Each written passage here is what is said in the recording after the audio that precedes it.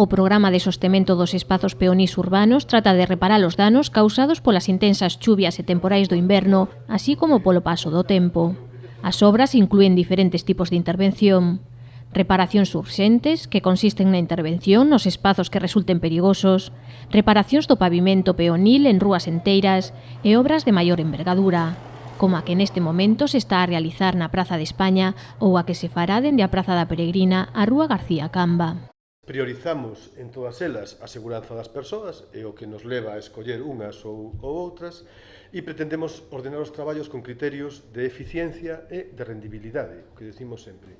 Teñen que servir para canta maior número de persoas posible e ademais tenemos que aproveitar ata o último dos recursos do erario público, tanto en traballo dos técnicos como no contrato que temos en vigor.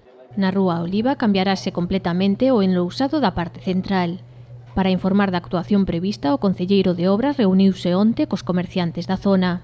Os traballos terán unha duración prevista dunha semana. Ademais, xa se fixeron unhas catas aí.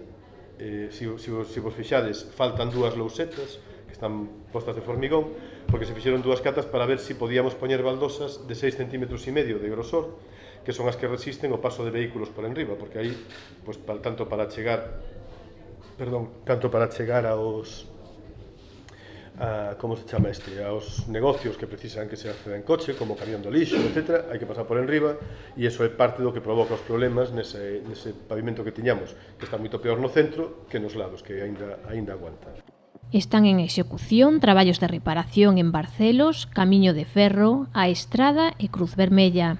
Tamén están en carteira traballos na Porta de Trabancas e as rúas Taboada, San Amaro e Augusto García Sánchez. O orzamento total do Programa de Sostemento Urbano ascende aos 250.000 euros.